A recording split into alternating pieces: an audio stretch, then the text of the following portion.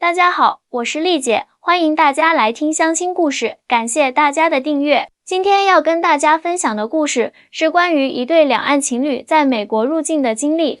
这个故事让我们看到了两地护照背后的差异，也折射出一些有趣的文化现象。我认识的这位台湾小伙子阿正是个很有才华的设计师，在台北一家广告公司工作。他通过工作认识了来自北京的女生小文。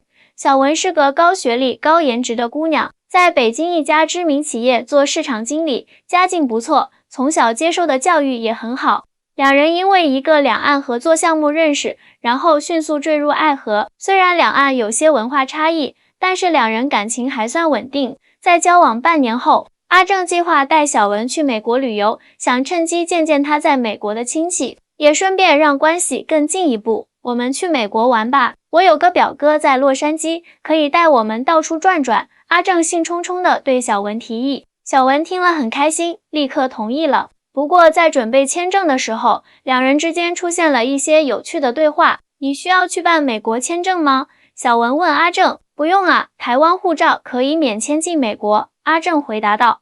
真的假的？台湾护照也可以免签美国？小文有点惊讶，我还以为只有那些发达国家才能免签美国呢。阿正笑了笑说，是啊，台湾护照可以免签进入包括美国在内的很多国家，入境很方便的。小文听了，脸上闪过一丝不自然，哦，那挺好的。不过我们中国大陆护照现在含金量也很高了，走到哪里都很有面子的。以前出国可能有点麻烦，但现在全世界都知道中国的实力，我们的护照含金量肯定比台湾高多了。阿正没有反驳，只是淡淡一笑。他知道两岸在某些问题上有不同看法，不想因为这种事情影响感情。那你要去办签证了，美国签证不太好办吧？阿正转移了话题，还好啦，现在中国护照办美国签证也没那么难了。小文很自信地说，我朋友都说，只要材料准备充分，基本都能过。我工作稳定，收入也不低，肯定没问题。接下来的几周，小文开始准备签证材料，约面签，忙得不可开交。而阿正这边就轻松多了，只需要确认护照有效期足够，就可以随时启程。面前那天，小文特意穿了一身职业装，化了淡妆，看起来精神又得体。他自信满满地走进美国大使馆，结果面签只用了不到5分钟就通过了，太棒了！我就说嘛，现在我们中国护照的地位提高了，办签证也容易多了。小文兴奋地给阿正打电话，阿正为他感到高兴，恭喜呀！那我们下周就可以出发了。出发前一天晚上，两人在酒店住下，小文还在整理行李，阿正则在看手机。诶，你知道吗？阿正忽然说，台湾护照的免签国家现在已经超过180个了，全球排名前几位呢。小文停下手中的动作，皱了皱眉，这种排名不一定准了。现在我们大陆护照也越来越好用了，而且背后是世界第2大经济体的支持，走到哪里都很有面子的。你们台湾才多大啊？怎么可能护照比我们还好用？阿正没想到小文反应这么大，赶紧安抚他。我只是随便说说，不同地区有不同情况吗？没必要比较。小文却不依不饶，我看过报道，我们大陆护照含金量近年来提升特别快，是全球上升最快的护照之一。等着瞧吧，用不了多久，我们的护照就会超过你们台湾的了。阿正觉得这个话题变得有点奇怪，便不再多说什么。他没想到护照这种事情也能成为争论点，但他理解每个人都有自己的民族自豪感。第二天，两人搭乘飞机前往洛杉矶，10几个小时的飞行后，他们终于抵达了洛杉矶国际机场。下了飞机，两人跟着人流向入境大厅走去。到了分岔口，阿正指着一个通道说，我走这边是给免签国家公民的通道，你要走那边办理入境手续。小文点点头，好的，那我们检查完再会合。阿正走向了美国公民和免签证国家公民通道，而小文则排在了外国访客的长队里。阿正回头看了看，发现小文那边的队伍明显要长得多。阿正很快就通过了检查，他出示护照，海关人员友好地问了几个问题，然后盖章放行。整个过程不超过2分钟。阿正拿着行李站在入境大厅等小文，一等就是1个多小时。他看到很多人陆续通过了检查，但小文却迟迟没有出来。终于，小文拖着行李箱出现了。阿正发现他脸色不太好，便关切地问：“怎么了？是不是很累？”小文看起来有点不悦：“你知道我刚才经历了什么吗？整整排了1个小时的队，然后被带到小房间，问了一堆莫名其妙的问题。”“什么问题？”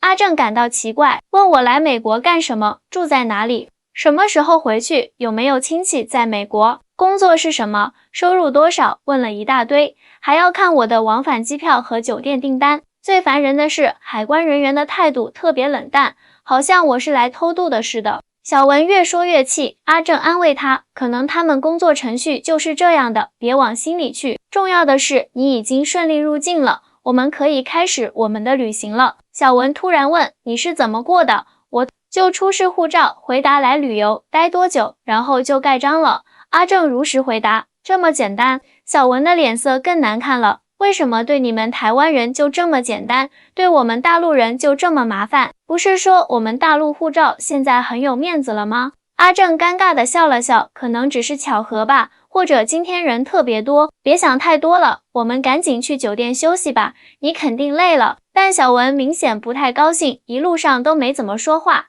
到了酒店，他才渐渐平静下来。第二天，阿正的表哥阿伟来接他们。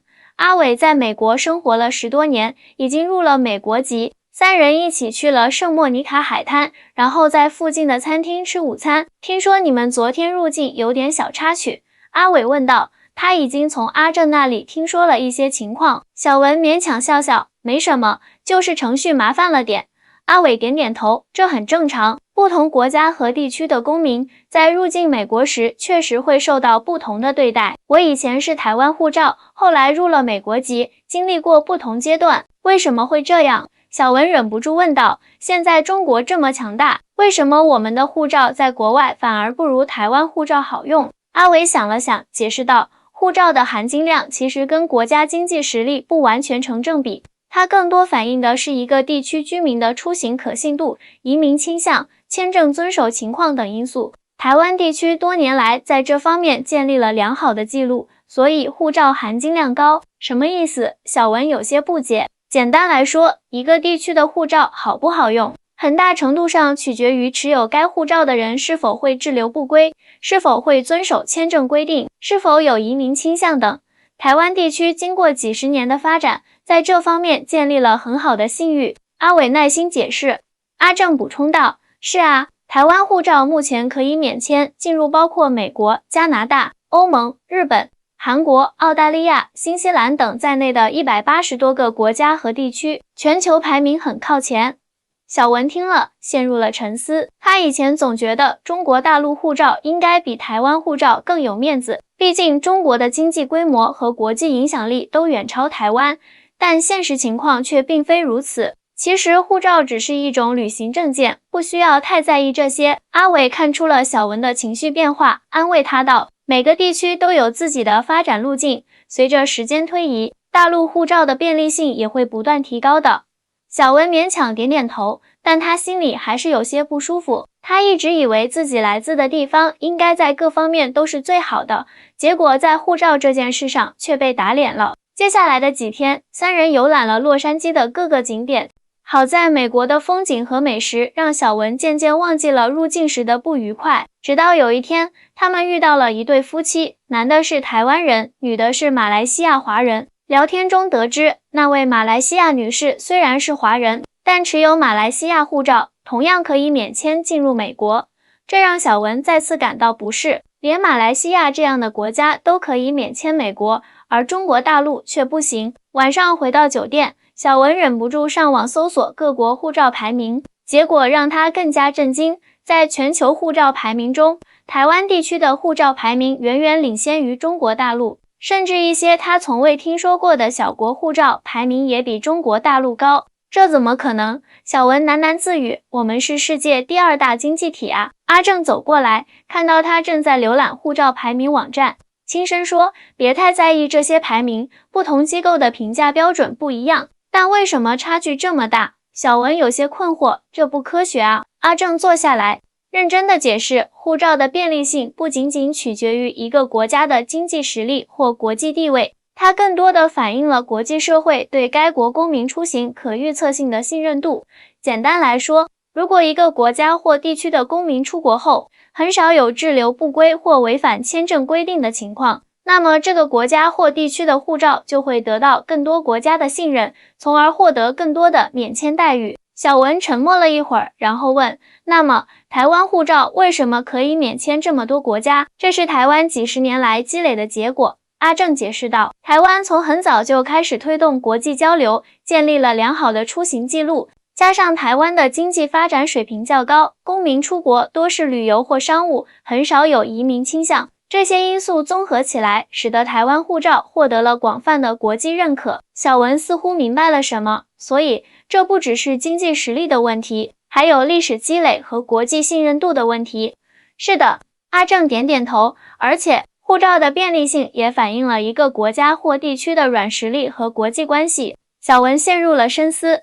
他以前总认为中国大陆在各方面都应该比台湾强，但现在他意识到，不同地区有各自的优势和特点，在护照便利性这一点上，台湾确实做得更好。旅行接近尾声，小文的心态也发生了微妙的变化。他不再像刚开始那样对护照问题耿耿于怀，而是更多的享受旅行本身带来的乐趣。在回国的飞机上，小文忽然对阿正说，其实我一直有个疑问，为什么你从来不对我说台湾护照比大陆护照好？阿正笑了笑，因为这不是什么值得炫耀的事情啊。护照只是一种旅行证件，不能代表一个人的价值。我喜欢你，是因为你这个人，而不是因为你来自哪里或者持有什么护照。小文听了阿正的话，心里一暖。是啊，他之前怎么会因为这种事情而感到不自在呢？护照只是一种证件，并不能代表一个人的全部。你说的对，小文握住阿正的手，我之前太在意这些了，可能是因为从小就被教育说我们是最棒的，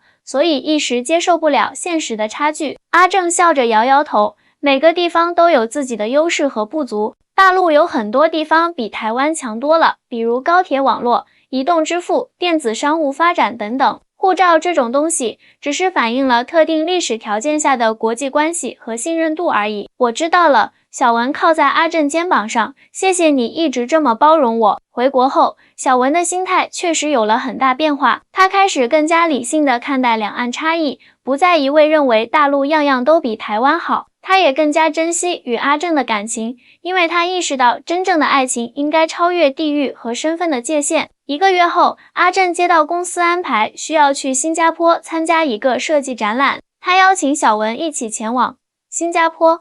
好啊。小文很开心，但随即想到了护照问题。不过我需要申请签证吗？我查过了，中国大陆护照去新加坡是需要提前申请签证的，但程序比较简单。阿正回答，台湾护照去新加坡是免签的。这次小文没有像之前那样情绪激动，而是平静地接受了这个事实。那我明天就开始准备签证材料。阿正看着小文的反应，心里暗暗欣慰，小文确实成熟了不少。办理新加坡签证的过程很顺利，小文很快就拿到了签证，两人一起飞往新加坡。在入境时，小文再次经历了比阿正更复杂的检查程序，但这次他已经有了心理准备，情绪上平静了许多。果然还是有区别啊。通过海关后，小文笑着对阿正说，不过我现在不会因为这种事情生气了，这才是我认识的理性小文吗？阿正亲昵地捏了捏他的脸。在新加坡期间，两人遇到了阿正的一位大学同学阿群，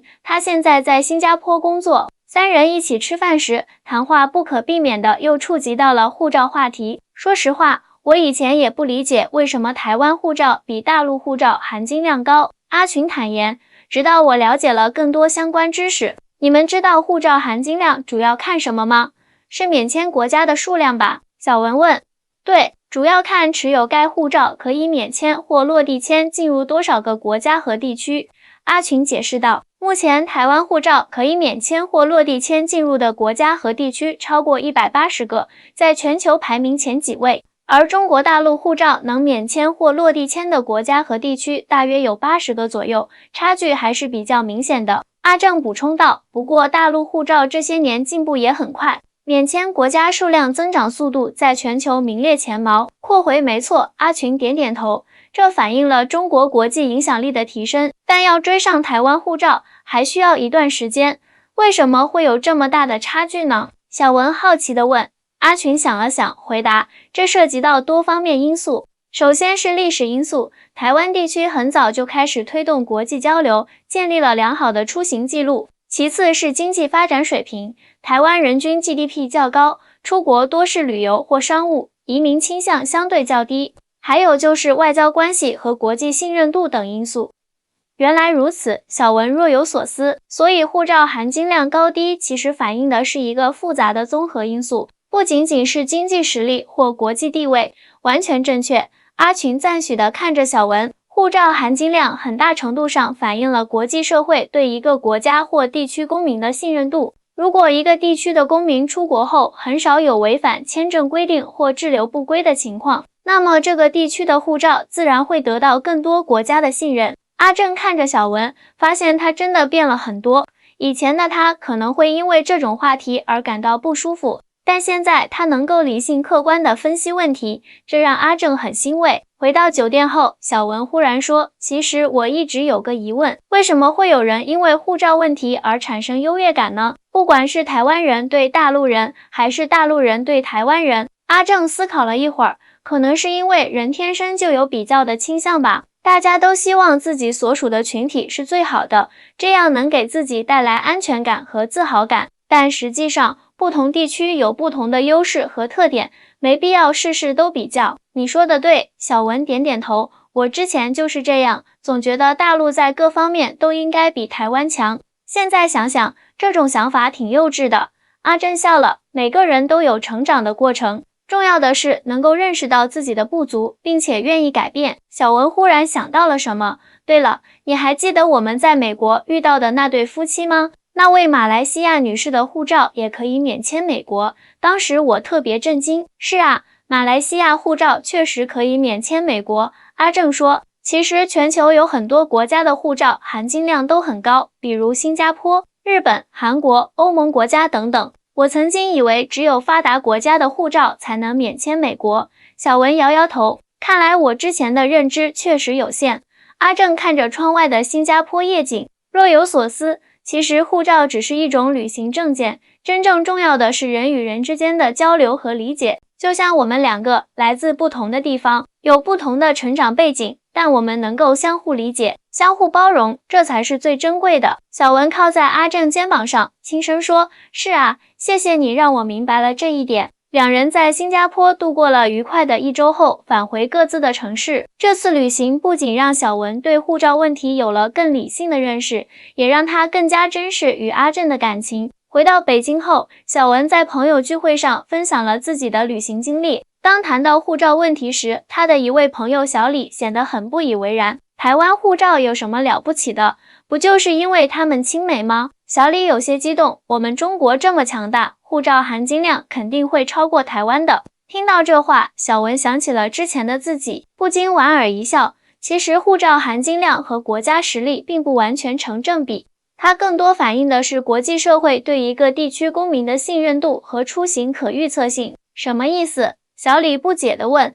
小文耐心解释，简单来说，如果一个地区的公民出国后很少有滞留不归或违反签证规定的情况，那么这个地区的护照就会得到更多国家的信任，从而获得更多的免签待遇。台湾地区经过几十年的积累，在这方面建立了很好的信誉。那你的意思是我们大陆人不守规矩喽？